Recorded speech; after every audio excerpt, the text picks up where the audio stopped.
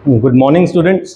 बेटा आज हम इलेक्ट्रोकेमिस्ट्री चैप्टर का वन शॉट में कंप्लीट एनसीईआरटी अपना ख़त्म करेंगे। तो फर्स्ट क्वेश्चन रीड आउट करो, देखो क्या क्वेश्चन दिया हुआ है। How will you determine the standard electrode potential. क्या चीज़ पता करनी है? Standard electrode potential of magnesium. है तो ये थ्योरेटिकल क्वेश्चन। देखो मैग्नीशियम का स्टैंडर्ड इलेक्ट्रोड पोटेंशियल पता करना है तो it means I require to find out E not of Mg2 positive to Mg। Let it be x। मान लेते हैं कि x आएगा। हम क्या करेंगे, we will use SHE cell को यूज करो। फिर वोल्ट मीटर की डिफ्लेक्शन से आपको ये पता लग जाएगा कि इलेक्ट्रॉन जो है वो मैग्नीशियम छोड़ रहा है, जिससे कि क्या पता लगा कि इस पे क्या हुआ है, ऑक्सीडेशन, और शी सेल पे क्या हुआ है, रिडक्शन। और मुझे यहाँ पे ई नॉट सेल की कुछ ना कुछ वैल्यू मिल जाएगी।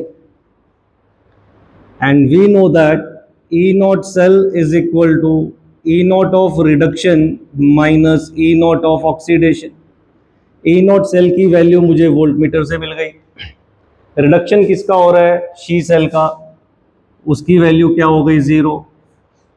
ऑक्सीडेशन किसका हो रहा है, मैग्नीशियम का, तो E not of Mg2 positive to Mg। तो क्या आंसर आ गया मेरा, E not of magnesium 2 positive to magnesium की वैल्यू हमारे पास आ गई माइनस ऑफ वाई। तो जो भी वोल्टमीटर में रीडिंग आई उसका negative number will be the standard electrode potential of magnesium. Question number 2 head-up कर दें भाई, चलो। क्वेश्चन नंबर 2 में वो पूछ रहा है, एक सॉल्यूशन है, उसको किसी दूसरे कंटेनर में हमें रखना है। Copper sulphate solution, copper sulphate solution in zinc container. तो ऐसा क्या हम कर पाएंगे? तो इसका आंसर वैसे तो हम क्लास 10th में दे देते थे on the basis of reactivity series. 11th 12th में हम आंसर कैसे देते हैं, we know that E not of copper 2 positive two copper की वैल्यू कैसी होती है भाई, 0.34 वोल्ट। अच्छा, ऐसे ही E naught Zn2 positive two Zn की वैल्यू कैसी होती है, माइनस 0.76 वोल्ट। क्लास 11 से आप पढ़ते आ रहे हो कि इन दोनों कॉम्बिनेशन में यहाँ ऑक्सीडेशन होगा और कॉपर वाले पे रिडक्शन होगा। तो ई नॉट सेल क्या बना, ई नॉट सेल का formula E not of reduction minus E not of oxidation. Reduction वाले की वैल्यू देखो माइनस, ऑक्सीडेशन वाले की वैल्यू खुद माइनस में है। तो ई नॉट सेल कैसा आया, पॉजिटिव 1.10 वोल्ट। क्लास 11 से हम पढ़ रहे हैं, ई नॉट सेल अगर पॉजिटिव आ रहा है तो इसका मतलब रिएक्शन हो रहा है। तो इसके बिहाफ पे मैंने क्या आंसर दिया, देयरफॉर रिएक्शन विल अकर। और अगर रिएक्शन अकर हो रहा है तो हम उसको स्टोर नहीं कर सकते वहाँ, हेंस वी कैनॉट स्टोर। इसका आंसर क्या आ गया मेरे पास, hence we cannot store copper sulphate in zinc container. तो क्वेश्चन नंबर 3 ये हो गया भाई हमारा क्वेश्चन नंबर 2। क्वेश्चन नंबर 3 देखो, क्वेश्चन नंबर 3 में वो बोल रहा है Fe2 पॉजिटिव से 3 पॉजिटिव, Fe2 पॉजिटिव से Fe3 पॉजिटिव का चेंज हुआ। और ऐसा होने के लिए ई नॉट जो ऑक्सीडेशन है, ई नॉट जो ऑक्सीडेशन की इसकी वैल्यू दी हुई है, वो वैल्यू दे रखी है बेटा minus 0.77 volt. We have to suggest some substances which can oxidize ferrous iron, which can oxidize ferrous iron. Ferrous को फेरिक बनाना है, देखो टू पॉजिटिव क्या होता है, फेरस, टू पॉजिटिव क्या चीज होती है जी, फेरस, थ्री पॉजिटिव क्या होता है जी, फेरिक। वो कह रहा है ऐसा करवाना है तो किसको यूज करूं, तो यहां से यहां जाने में प्रोसेस कौन सा हो रहा है, ऑक्सीडेशन, ऑक्सीडेशन नंबर बढ़ रहा है तो इसका मतलब प्रोसेस कौन सा हो रहा है, ऑक्सीडेशन हो रहा है। तो मुझे कोई रिडक्शन वाली चीज चाहिए होगी, anything having value greater than this. तो जब टेबल से हम चेक करते हैं तो हमें आंसर्स मिल जाएंगे Cl2, Br2 एंड I2, इन सब की जो वैल्यू है नियरली 1 के आसपास है पॉजिटिव में। तो जब पॉजिटिव नंबर आ जाएगा इससे बड़ा तो वो अपना रिडक्शन कराएगा तो इसका ऑक्सीडेशन करा देगा। ये कंसेप्चुअल सा क्वेश्चन था। चलिए question number 4, question number 4,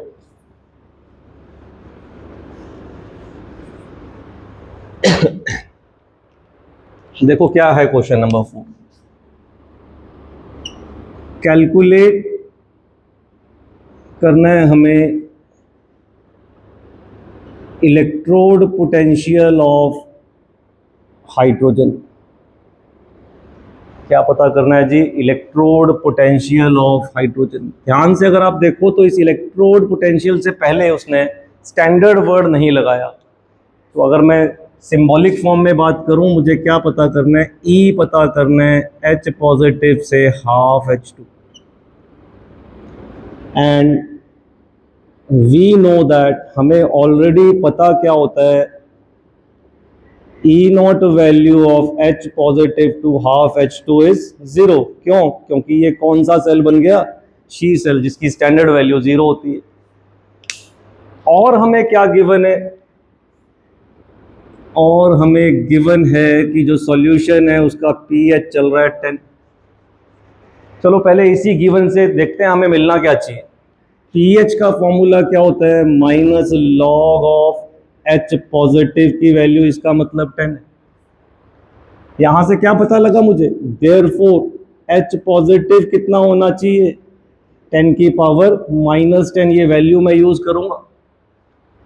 now according to Nernst equation, Nernst equation का अगर यूज करें तो E of H positive to half H2 will be equal to E naught of H positive to half H2 minus में क्या आ गया 0.0591 upon n, log of 1 upon किसकी, concentration H positive की। तो ये फॉर्मूला यूज होना है। इस फॉर्मूले की देखो वैल्यूज रखने लग रहा हूं मैं अब। वैल्यूज रखने से पहले देखो n कैसे निकलेगा, हो क्या रहा है, H पॉजिटिव एक इलेक्ट्रॉन लेगा और वो क्या बनेगा, हाफ H2। कितने इलेक्ट्रॉन इन्वॉल्व हुए, 1। देयरफॉर n की वैल्यू क्या चल रही है, 1। आ जाओ जी इस रिलेशन पे, इज इक्वल टू में क्या आ गया, शी सेल, इसकी वैल्यू कितनी हो गई, 0, माइनस 0.0591 अपॉन n की वैल्यू कितनी है, 1। साथ में क्या लगा, log of 1 upon H positive की कंसंट्रेशन कितनी है, 10 की पावर -10, 10 की पावर -10 ऊपर जाएगा, पॉजिटिव 10 हो जाएगा। इसका आंसर सॉल्व करके क्या बनना है, 10, 10 से मल्टीप्लाई हुआ, देखो क्या बन गया, E of H positive to half H2 will be equal to minus 0.591 volt. तो थोड़ा सा pH का कंसेप्ट था, बाकी नर्नेस इक्वेशन पे बेस ये न्यूमेरिकल था। चलिए जी नेक्स्ट क्वेश्चन रीड आउट करो, क्वेश्चन नंबर 5। हम लिख लेते हैं यहां क्या क्या गिवन है 5 में।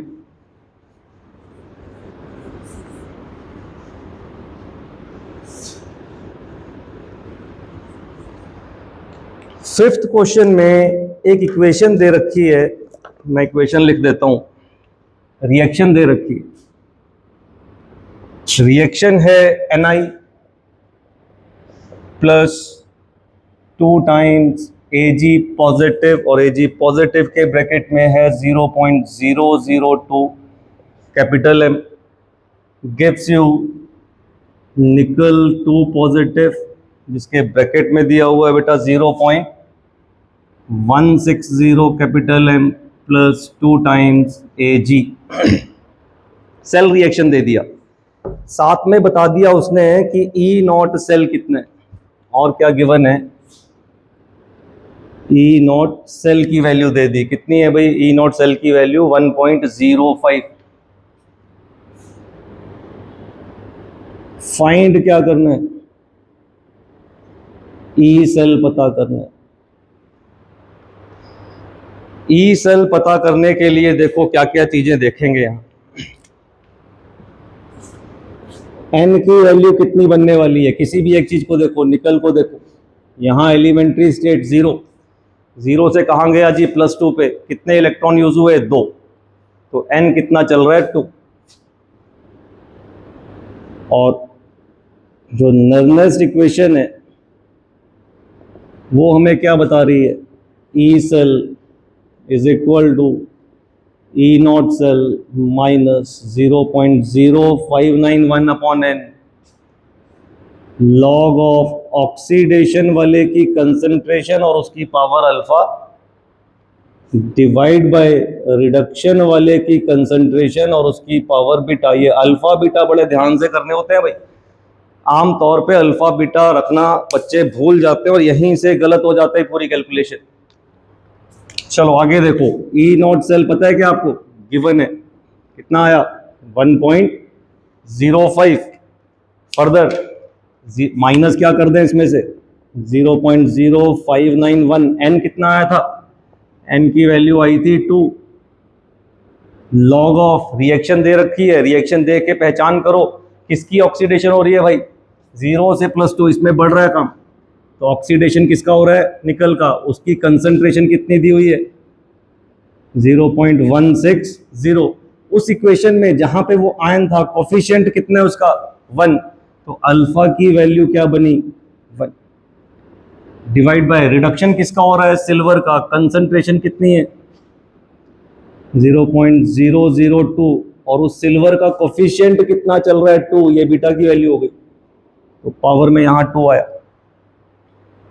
देख लो यहां तक अच्छे से, ये अल्फा बीटा कहां से आए, फर्दर क्या बना ये 1.05 माइनस ये अप्रोक्सीमेटली कितना हो जाएगा 2 से डिवाइड होके 0.03, साथ में क्या चीज चली लॉग। देखो अब इसको कैसे अरेंज करता हूँ, 0.160 का मतलब 160 इंटू 10 की पावर -3, डिवीजन में अगर देखें 2 का स्क्वायर क्या हो जाएगा 4, और अगर इसको 2 ले रहा हूं तो 10 की पावर कितनी मानी होगी -3, उसका स्क्वायर जब लिया होगा तो वो क्या बना होगा -6। इनको कैंसिल जब करूंगा 164 से गया तो कितने पे गया 40 पे, ये -6 वाली पावर ऊपर गई।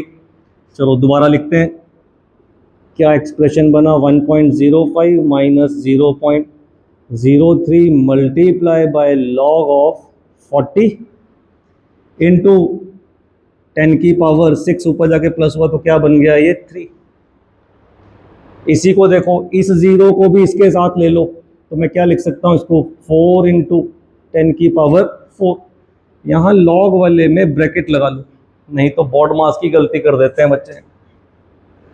चलो इस स्टेप से आगे चल रहा हूँ भाई, अब मैं देखना जरा ध्यान से, इधर कर लेते हैं, इस स्टेप के बाद इधर आ गया तो किसके बराबर बना ये 1.05 minus 0.03 bracket log A into B, log A into B की प्रॉपर्टी लगाएंगे भाई, क्या होती है log A plus log B, क्या बना ये लॉग 4 प्लस लॉग 10 की power 4 which is further equal to log 4 की वैल्यू 0.6 और 10 की पावर 4 का जो log आया वो कितना आया 4, 1.05 माइनस 0.03 मल्टीप्लाई बाय 4.6, 4.6 को इससे मल्टीप्लाई कर लो कितना आ रहा है देखो, 4 6 18, एक बचा, 12 13, दो एक और दो तीन, 0.138। तो 1.05 में से 0.138 माइनस कर दो, आपका डिजायर्ड आंसर आ जाएगा 0.8 0.9 जो भी आता है,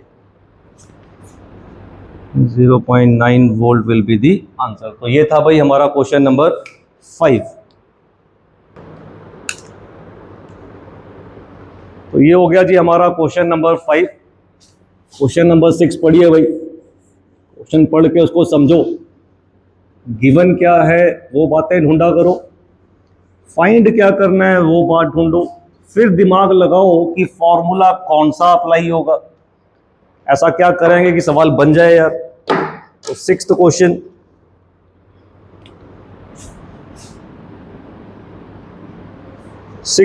में हमें फिर इक्वेशन दे रखी है 2 times Fe3 positive plus 2 times I negative gives you I2 plus 2 times Fe2 positive, और क्या गिवन है, E नॉट सेल दिया हुआ है 0.236 वोल्ट, टेम्परेचर चल रहा है 298 केल्विन का, इसका कहीं यूज होना नहीं है वैसे इस न्यूमेरिकल में। फाइंड क्या करना है, Gibbs free energy means delta G not पता करने का है, एंड इक्विलिब्रियम कांस्टेंट बोलें तो के पता करने का है। आजकल जब सीबीएसई में क्वेश्चंस आते हैं तो वो के नहीं पूछते, they will ask about log के बताइए, क्योंकि सीबीएसई बोर्ड एग्जाम में लॉग टेबल देना बंद कर दिया। देखो ई नॉट सेल पता है, तो Gibbs free energy delta G not का फॉर्मूला होता है minus N F E not cell. N कितना है, एन कैसे मिलेगा, देखो या तो एफ ई को देख लो, कितना नंबर बन रहा है 2 3 जा 6, इधर कितना बन रहा है 2 2 जा 4, 6 एंड 4 क्या डिफरेंस आया 2 का, तो एन की वैल्यू चल रही है 2, सिंबल का माइनस फॉर्मूले का, फिर 2 फैराडे एफ की वैल्यू 96500। ई नॉट सेल ये दे रखा है उन्होंने, छाप दिया यहाँ 0.236, मल्टीप्लाई कर दो इन सबको मल्टीप्लाई कर दो, मल्टीप्लाई करके आ जाएगा 45,000 के आसपास इतना। तो डेल्टा जी नॉट जब सॉल्व करके आता है तो दैट इज जूल्स पर मोल, और आंसर अगर मुझे किलो में देना हुआ तो it will be 45.5 kilo joules per mole. एक आंसर आ गया जी हमारा ये वाला। सेकेंड पार्ट देखो, सेकेंड पार्ट में लॉग ऑफ के पूछ रहा है। अच्छा भाई के कब आएगा, के पिक्चर में कब आएगा, के की बात तब चलती है जब इक्विलिब्रियम आ जाए, के की बात तब चलती है जब इक्विलिब्रियम आ जाए, और जब इक्विलिब्रियम आ जाता है तो उस समय कौन जीरो हो जाता है, E cell becomes zero, at equilibrium E cell become zero. तो नर्नेस की जो इक्वेशन है वो क्या बन जाती है, E not cell is equal to 0.0591 upon n into log के। देखें वैल्यूज रखें भाई, ई नॉट सेल कितना है 0.236, 0.0591, एन कितना था 2, मल्टीप्लाई बाय लॉग के। चलो इधर करते हैं कोने में, लॉग के किसके बराबर बना, देखो 2 ये ऊपर आ जाएगा, 236 का डबल कर लो, 200 का डबल 436 का 72, 0.472, और ये 0.059 डिवीजन में आ जाएगा। इसको सॉल्व कर दो, आपके पास लॉग के की वैल्यू आ जाएगी। इसको जब सॉल्व करेंगे तो इट इज नियरली 7.9।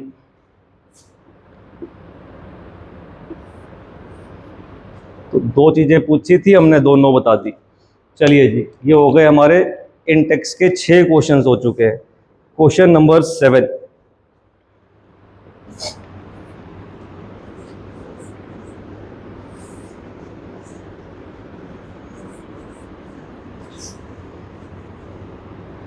पढ़िए। क्वेश्चन नंबर 7 क्या बोल रहा है? Why does conductivity of A solution decreases with dilution? Question number 7 किसकी बात हो रही है? कंडक्टिविटी की। कंडक्टिविटी का सिंबल क्या होता है? कापा। तो कापा का क्या खेल है असल में? Kappa depends upon number of ions per unit volume. ये बात याद रखनी है कि जो कंडक्टिविटी है वो आयंस पे डिपेंड नहीं करती, सिर्फ वो डिपेंड करती है आयंस पर यूनिट वॉल्यूम पे। और होगा क्या?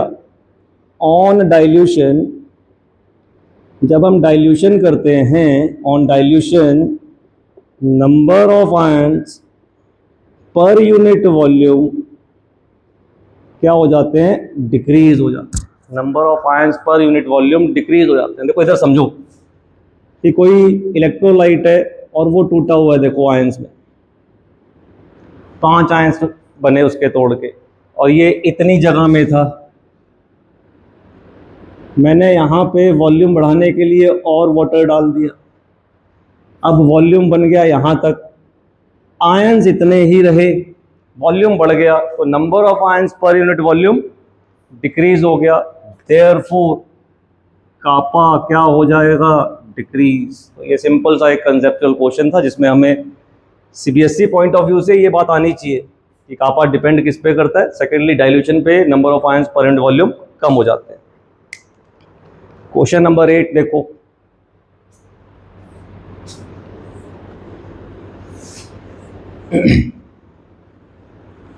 क्वेश्चन नंबर 8 में वो पूछ रहे हैं कि कोई मेथड सजेस्ट करो लिमिटिंग मोलर कंडक्टिविटी,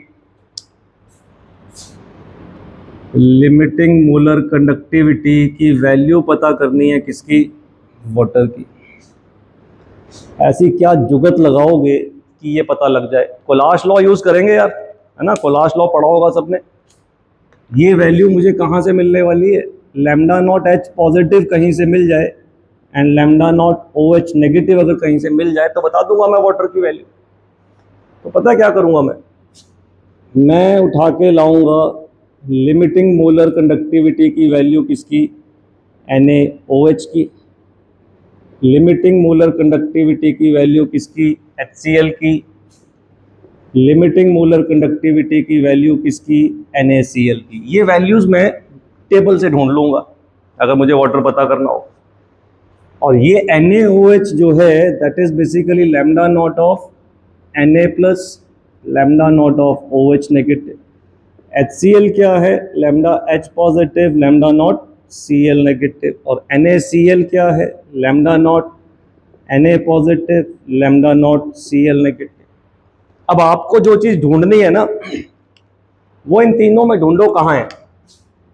ये रहा H पॉजिटिव, ये रहा OH नेगेटिव। तो ये अगर फर्स्ट इक्वेशन है, ये सेकंड इक्वेशन है और ये थर्ड इक्वेशन है, तो मुझे क्या करना पड़ा? इक्वेशन नंबर 1 और 2 को जोड़ दो। 1 और 2 को जोड़ोगे तो ये दो चीज़ें तो मिल ही रही, लेकिन बिना मतलब का कबाड़ क्या आ रहा है साथ में जो मुझे नहीं चाहिए। एक तो ये नहीं चाहिए 1 में, एक 2 में ये नहीं चाहिए, तो ये दो चीज़ें फालतू आ रही है। और ये दोनों चीज़ें कहाँ दिख रही हैं मुझे? तीसरी में। तो थर्ड इक्वेशन को माइनस कर दूंगा, so that will be the value of limiting molar conductivity of water. तो हमने मेथड, हमसे पूछा था कि कोई मेथड सजेस्ट करो, तो हमने बता दिया कि इस तरीके से हम कर सकते हैं। चलिए जी, क्वेश्चन नंबर 9 पढ़िए बेटा।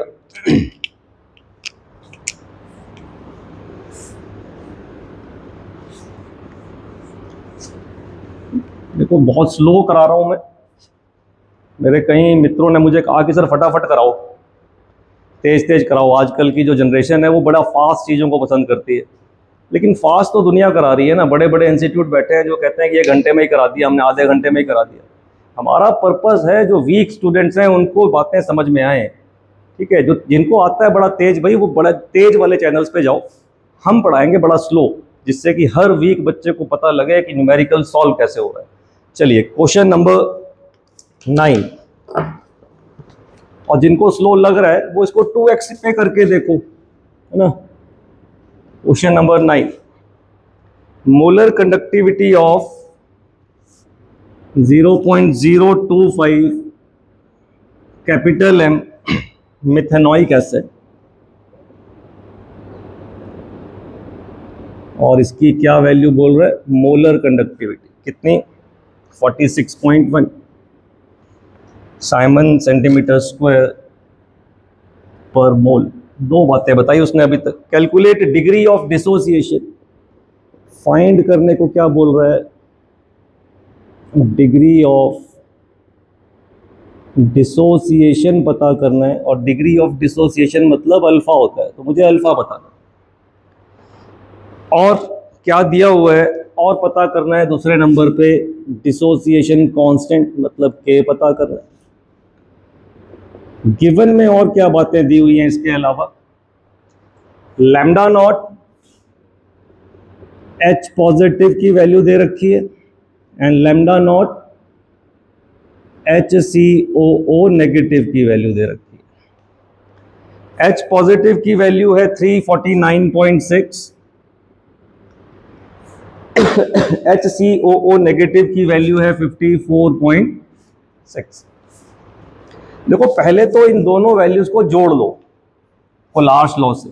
जब ये दोनों वैल्यूज जुड़ेंगी तो मुझे लिमिटिंग मोलर कंडक्टिविटी पता लग जाएगी किसकी, HCOOH की। दोनों को जोड़ते हैं तो ये 404.2 बनता है। बोलो जी, दोनों को जोड़ दिया सो दैट मुझे लिमिटिंग मोलर कंडक्टिविटी पता लग गई उस बंदे की। मोलर कंडक्टिविटी उसने मुझे दे रखी है, मार्कर चेंज करते हैं, लिमिटिंग मोलर, इनको ऐड करके मिल गया मोलर कंडक्टिविटी, ये पड़ी। सॉल्यूशन देखो अब इसका क्या मजेदार आंसर आएगा। अल्फा, अल्फा का फॉर्मूला बताओ भाई, मोलर अपॉन लिमिटिंग मोलर। कुछ भी नहीं था देखो क्वेश्चन में, molar value 46.1, limiting molar value 404.2, तो 46.1 को 404.2 से डिवाइड कर लो, यू विल गेट 0.11। तो हमारा इसको जब मैंने सॉल्व किया तो अल्फा आ गया मेरे पास 0.11, एक आंसर आ गया जी। Second part of the question पे चलते हैं, जिसमें वो पूछ रहा है इक्विलिब्रियम कांस्टेंट की वैल्यू, दैट इज के, और के का फॉर्मूला क्लास 11 से हम पढ़ रहे हैं, C alpha square upon 1 minus alpha. C बोले तो कंसंट्रेशन, कंसंट्रेशन ये दे रखी है यार, के क्या बना देखो, K is equal to 0.025 multiply by alpha mean 0.11 का स्क्वायर अपॉन 1 माइनस अल्फा, 0.1 में से 0.11 माइनस हो गया। कैलकुलेट कैसे करेंगे, बड़ा मुश्किल है। नहीं मुश्किल नहीं है, डर जरूर लग रहा है। इसको देखो क्या लिख लेता हूँ मैं, 25 इंटू 10 की पावर -3। देखो ध्यान से समझ में आया, इसका स्क्वायर करना है, पॉइंट को भूल जाओ। 11 का स्क्वायर कितना होता है, 121, और 11 अगर मैं इसको मान रहा हूं तो इसका मतलब 10 की पावर -2 लेके चल रहा हूं अंदर, उसका स्क्वायर कितना हो गया, 10 की पावर -4 हो गया ऊपर। 1 में से 0.11, देखो 1 में से 0.10 कर दोगे अगर -1 तो 90 पे जाएगा, और एक और गया तो ये 0.89 पे जाएगा। अब सिर्फ नंबर्स इकट्ठे कर लो, या इसको भी मान लो हटाना है अपने, इसके 2 डेसिमल हटा दो, तो 100 से इसका जो बनेगा वो कहाँ चला गया, ऊपर। अब आपके पास नंबर्स क्या बचे, एक 25 बचा, एक 121 बचा, और एक 89 बचा। 10 की पावर्स में क्या क्या बचा, -3, -4 कितना हो गया जी, -7, और 100 साथ में आ रहा है तो क्या बचा, -5। इन नंबर्स को तो आप सॉल्व कर सकते हो, दोनों को मल्टीप्लाई करो, ऊपर वालों को नीचे वाले से डिवाइड करो, तो दैट विल बी 3 स्टैंडर्ड करूंगा जब तो 3.6 इंटू 10 की पावर -4 हो जाएगा वो। So that will be the value of के। आया समझ में कैसे -5 से -4 क्यों हो गया? असल में 3.6 नहीं आएगा डिवाइड करके, नंबर अलग आएगा। फिर उसे जब मैं स्टैंडर्ड फॉर्म में चेंज करूंगा तो पावर चेंज हो जाएगी। चलो जी, नेक्स्ट क्वेश्चन रीड आउट करो। Question number 10।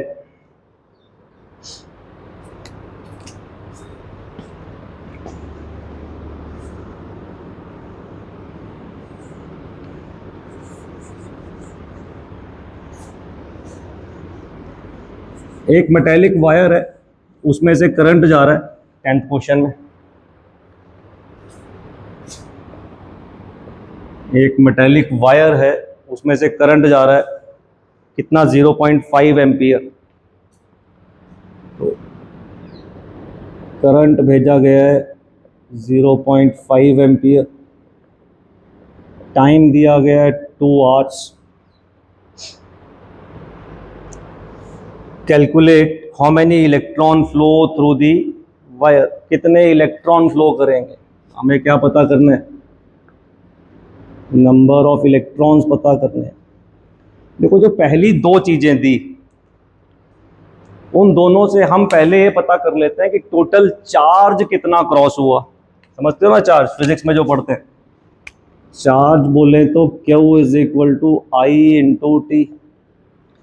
तो मुझे चार्ज कितना मिल गया? 0.5। टाइम 2 आवर्स था, और इसमें कभी भी टाइम हम आवर्स में नहीं लेते, किस में लेते हैं? सेकेंड्स में। तो इससे मल्टीप्लाई किया, कितने कूलम्स आ गए? तो इसका मतलब इस तार में से इतने कूलम्स इलेक्ट्रिक करंट गया। और ये करंट बनाया किसने यार? इलेक्ट्रॉन्स ने। इलेक्ट्रॉन पे कितना चार्ज होता है? इलेक्ट्रॉन पे, एक इलेक्ट्रॉन पे आपका इतना चार्ज है। तो नंबर ऑफ इलेक्ट्रॉन्स कितने आ जाएंगे? नंबर ऑफ इलेक्ट्रॉन्स कितने आ जाएंगे? Total charge 3600। एक इलेक्ट्रॉन का चार्ज 1.6 इंटू 10 की पावर -19। इसको सॉल्व कर लो तो ये आ जाएगा 2.2 इंटू 10 की पावर -22 इलेक्ट्रॉन्स। माइनस कर पॉजिटिव 22 इलेक्ट्रॉन्स।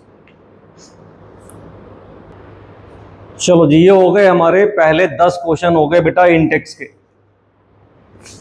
11वां क्वेश्चन देखो। आज सिर्फ इंटेक्स की वीडियो बनाएंगे क्योंकि गला खराब है मेरा, ज़्यादा बोलना पॉसिबल नहीं हो पा रहा। Next question, suggest the list of metals. Question number 11 में क्या पूछ रहा है वो? List of metals that can be extracted by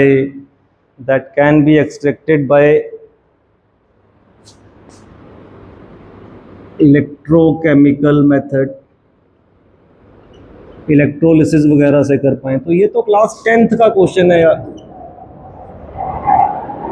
कौन से मेटल होते थे जो इलेक्ट्रोकेमिकल मेथड से, इलेक्ट्रोलिसिस से हम ऑब्टेन कर लेते थे? तो कुछ एग्जांपल पूछे, उसमें बता दिया हमने। सोडियम है, ठीक है, सोडियम हो गया, मैग्नीशियम हो गया, वेट करो एरोप्लेन जा रहा है, कैल्शियम हो गया, एल्यूमिनियम हो गया।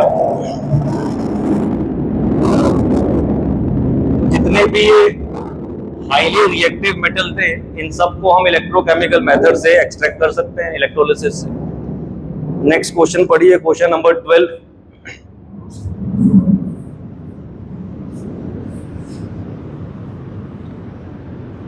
क्वेश्चन नंबर 12 में उसने एक इक्वेशन दे रखी है। क्या इक्वेशन है? Cr2O72 negative 14H positive plus 6 electrons gives you 2 time Cr3 positive plus 7H2। पूछ क्या रहा है? Quantity of electricity required to reduce find क्या करना है?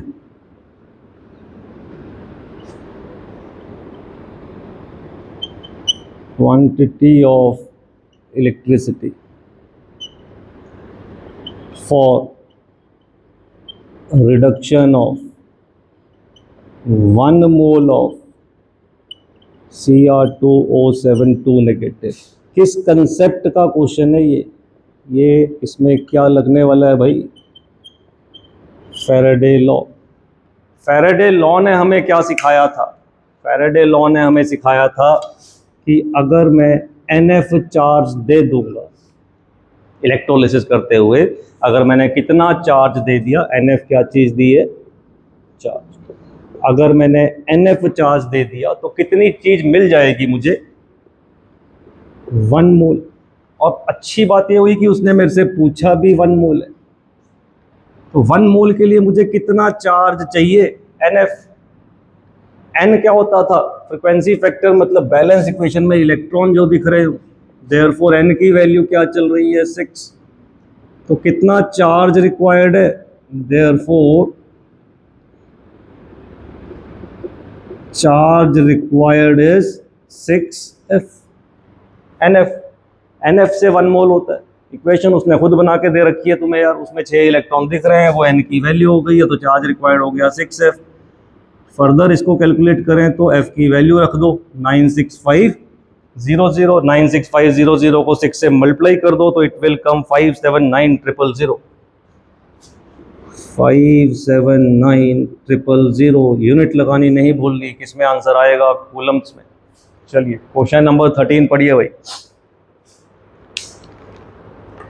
13th question lead storage battery का है। हल्का सा वो ज्ञान मांग रहा है कि होती क्या है ये, इसके अंदर क्या होता है, कौन एनोड है, कौन कैथोड है, चार्जिंग क्यों हो जाती है इसकी, है ना। फिर रिएक्शन मांग रहा है। कौन सा क्वेश्चन है? Question number 13। इसकी बात हो रही है लेड स्टोरेज बैटरी की बात हो रही है।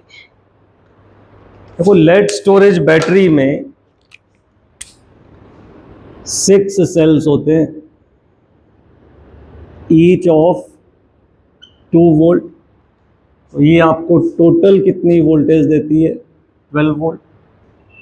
लेड स्टोरेज बैटरी में एनोड किससे बना होता है? लेड से। लेड स्टोरेज बैटरी में कैथोड किससे बना होता है? PbO2 packed with Pb। Lead storage battery में इलेक्ट्रोलाइट कौन होता है? H2SO4। इस H2SO4 की कंसंट्रेशन क्या होती है? 38% बाय मास। तो ये बेसिक बातें हमने कर दी इसकी। इसके रिएक्शंस देखते हैं बेटा। तो रिएक्शन इसके first part, while discharging. Discharging मतलब जिस समय घर पे लाइट नहीं आ रही और बैटरी यूज हो रही है, तब रिएक्शंस क्या होंगे। तो देखो जी, उस समय एनोड पे क्या होगा? एनोड पे कौन था? Pb था। तो एनोड पे उस समय Pb SO4 नेगेटिव से मिलेगा और क्या बनाता है? PbSO4 plus 2 electrons. याद कर देना इसको। सिमिलरली कैथोड पे क्या होगा? कैथोड पे क्या चीज़ थी? PbO2। ये PbO2 SO4 नेगेटिव लेगा और 4H पॉजिटिव लेगा, इलेक्ट्रॉन्स लेगा, बनाएगा ये PbSO4 and 2 molecules of water. तो एनोड कैथोड के रिएक्शंस हम याद कर देंगे। ये मेरे कौन से रिएक्शन हो गए? डिस्चार्जिंग के। मान लो मैंने इनको रट लिया, मान लो मैंने इनको रट लिया कि डिस्चार्जिंग वाले तो सर रट लेंगे, ज़्यादा नहीं रटा जाएगा। मैं इस तरफ का रब कर रहा हूँ कि अगर आपने डिस्चार्जिंग वाले रट लिए तो अब चार्जिंग वाले कैसे बनेंगे? चार्जिंग मतलब जब घर पे लाइट आ गई और हमारी इन्वर्टर की बैटरी अब चार्ज हो रही है, तो एनोड पे क्या रिएक्शन होगा। अब आपने एनोड पे रिएक्शन लिखना है उसके कैथोड वाला, ठीक है, एनोड पे रिएक्शन लिखना है उसके कैथोड वाला और उसको पलट देना है। तो रिएक्शन क्या बना, PbSO4 plus 2 molecules of water gives you PbO2 SO4 2 negative 4 time H positive and 2 electron. समझ गए, इलेक्ट्रोड चेंज कर दो और रिएक्शन को भी उल्टा कर दो। तो अब चार्जिंग के टाइम कैथोड पे क्या रिएक्शन होने वाला है, जो वहां एनोड पे हुआ था और उसकी पलटी लगा दो। तो क्या रिएक्शन बना, PbSO4 plus 2 electrons gives you Pb plus SO4 2 negative. तो ये था भाई हमारा question number 13। Question number 14 theory का क्वेश्चन है, आसान सा है ना। एक सेल है बेटा हमारे सिलेबस में, ये रब कर दें। चलो, एक सेल है हमारे सिलेबस में जिसका नाम है हाइड्रोजन ऑक्सीजन फ्यूल सेल, है ना, जिसकी हम एफिशिएंसी बोलते थे बहुत अच्छी है, थर्मल पावर प्लांट से भी ज़्यादा है, 70% एफिशिएंसी होती है जी। तो वो पूछ क्या रहा है, वो कह रहा है कि जो ये H2O2 फ्यूल सेल होता है, इसके कुछ फ्यूल्स का नाम बताओ अदर देन हाइड्रोजन। हाइड्रोजन के अलावा और कोई फ्यूल यूज हो सकता है क्या। तो आंसर है, एनसीईआरटी में 2 फ्यूल्स बताए हुए हैं, कौन कौन से, कि आप हाइड्रोजन की जगह मीथेन यूज कर सकते हैं, दैट इज CH4, या फिर आप मिथेनॉल भी यूज कर सकते हैं, दैट इज CH3OH। तो ये आसान सा क्वेश्चन है। चलिए क्वेश्चन नंबर 15, बड़ा इंपॉर्टेंट सा क्वेश्चन है भाई 15।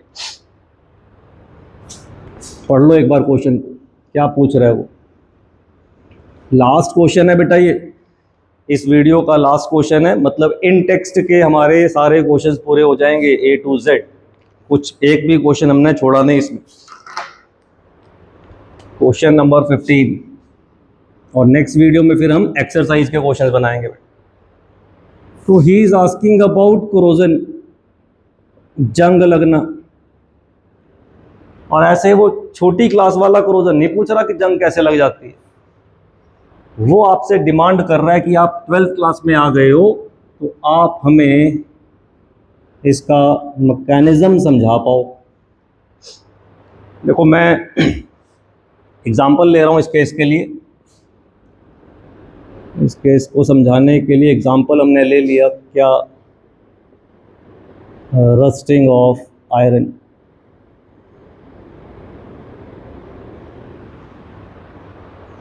पहली बात मैंने लिखी कि जो रस्टिंग है या जो कोरोजन है इज एन